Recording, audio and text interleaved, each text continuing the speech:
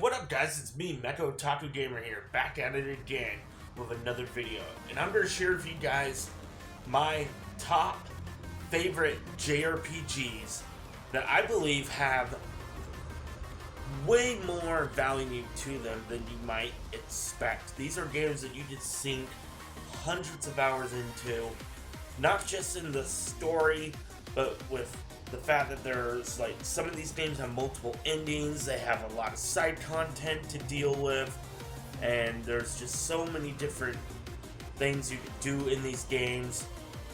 So I have more than 10 here because some of these games are part of series that I just would highly recommend for those that really want to get more than what you would expect. So I'm just going to say that these are JRPGs that have infinite value to them. So let's start off with a pretty obvious choice, and that would be the Persona series. And I have here Persona 3 FES and Persona 4 on PS2, as well as Persona 4 Golden on Vita. These are turn-based RPGs that also have life sim and slight dating sim elements to them. During the day, you play as a group of teenagers. Well, you play as the main protagonist during the day, and you team up with a bunch of teenagers from the school that you go to in each of these games, and you explore dungeons, fighting demons in turn-based battles. And then during the day, you are building your bonds with your friends, doing many different activities. You have like different jobs that are available to do to earn money, and you are strengthening your social links.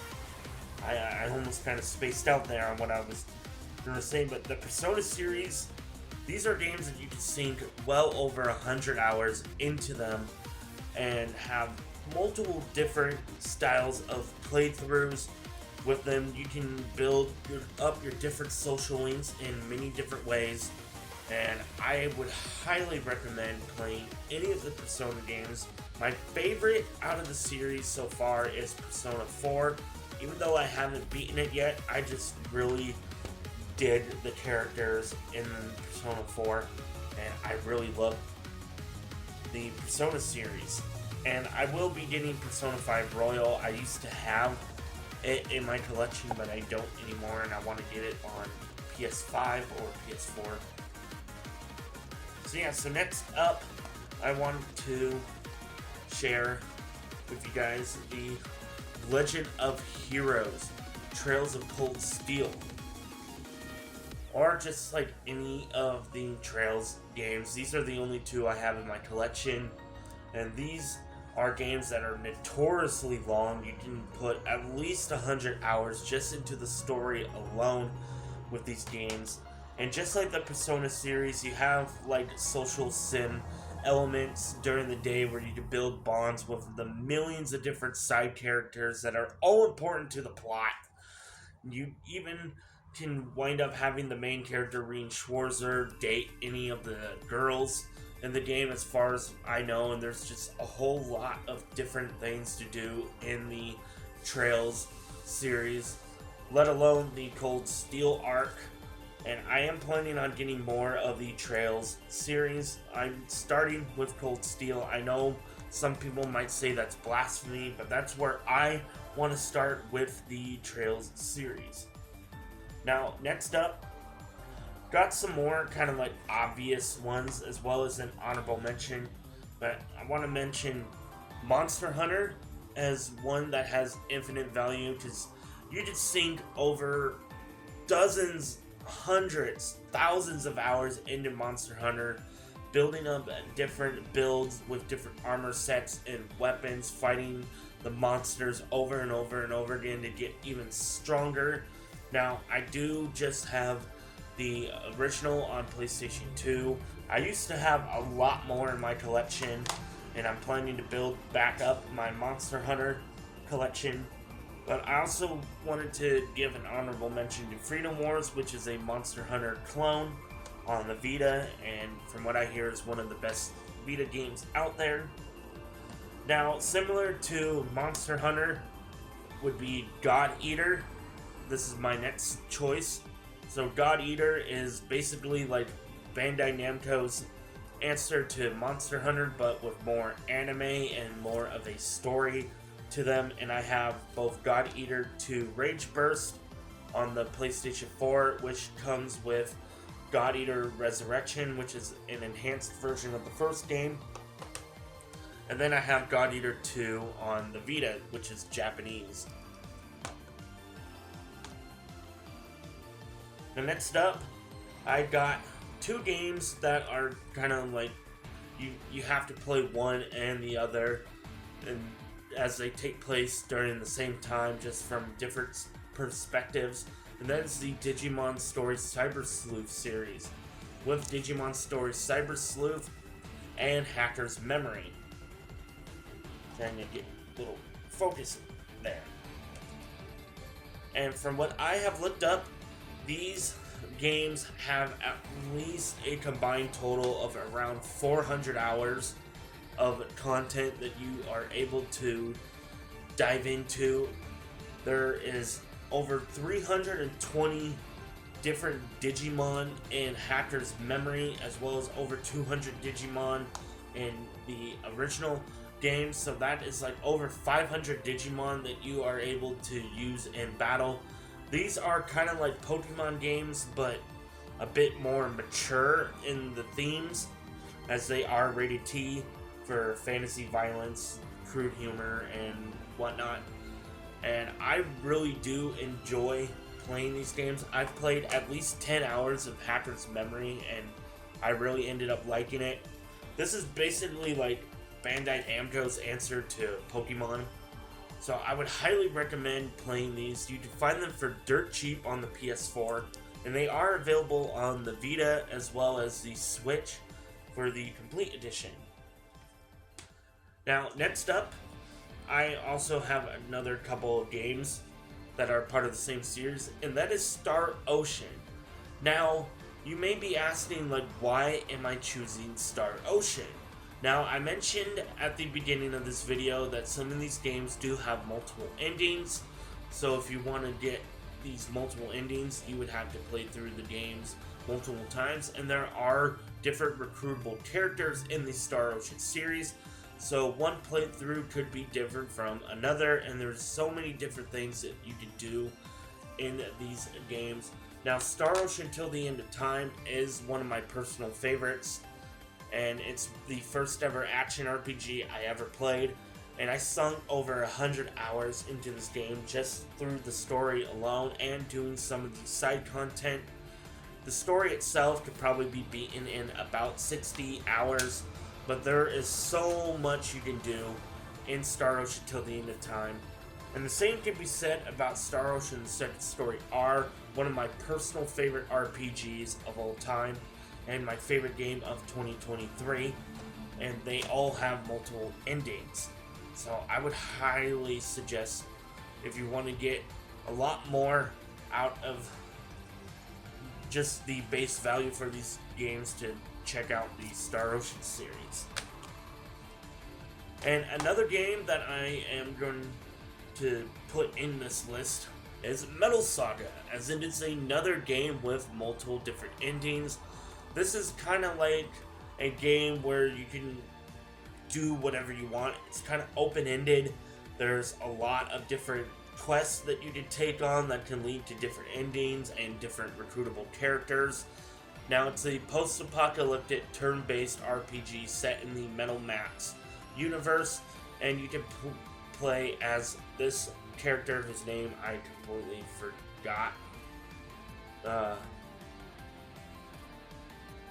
Yeah, well, you play as that guy, and he can pilot different tanks and other combat vehicles, and there's just a whole lot of different wacky things, bosses, enemies, and whatnot that you take on in this game. And I'm just starting to dive into Metal Saga, but I really want to mention this as I feel like it is starting to become a bit underrated on the PlayStation 2. Now, speaking of another game that is kind of post-apocalyptic and open-ended and kind of like open world, and that is Sandland. This is an action RPG based off of a manga by Akira Toriyama with artwork done by him and, well, by the late great Akira Toriyama. Didn't want to forget to mention that. And this is where you play as the Demon Prince Beelzebub as he teams up with a sheriff named Ral as they go to look for this legendary great spring that could provide plenty of water for the citizens in this giant desert world. And you get to pilot tanks, mechs, and other vehicles into combat, as well as have your basic on-foot exploration and melee combat. And there's plenty to do in this game since it is open world, and there's different side quests that you can take on. You could probably do like a whole lot with this game, sink like hundreds of hours into Sandland. And I do enjoy the game. I haven't beaten it yet, but I really do like it for what I have played of it so far. Now, next up, got Final Fantasy VII Rebirth here. Now, this is a game that you can definitely sink around 100 hours into, as there are many different open zones in this game, ranging from Junon to Gongaga to Cosmo Canyon, as well as Nibelheim, as you play as Cloud and the members of Avalanche, Tifa, Barrett. You even get Yuffie, Red 13, and so many other wonderful characters from the original that you team up with in this game as you go on the hunt for Sephiroth throughout the whole world after escaping Midgar. I am planning on doing a huge video for Final Fantasy VII Rebirth, so that will be coming out soon, if not out already by the time I upload this video. Okay, so the last game on here, and the one that really inspired me to make this video, and that is Like a Dragon Infinite Wealth. I just recently beat this game. I absolutely freaking love the turn-based style combat in these new Like a Dragon Yakuza games. Ichiban's story is extremely interesting and just bone-chilling and quirky and fun. He is an amazing protagonist. After I beat Like a Dragon, the last one, Yakuza 7, I ended up shooting Ichiban high up on my list of my favorite video game protagonists. He is a hero that provides inspiration and is able to turn even some of his worst enemies into his greatest allies in this game. And that is kind of the whole point of the naming scheme of Infinite Wealth. It is all about the bonds that you build with your friends and how they just provide infinite wealth to your life. And that is what I took away from this game when I beat it, and I absolutely love it. It is one of my Game of the Year contenders, one of the biggest ones. I really want to put it above Final Fantasy VII Rebirth.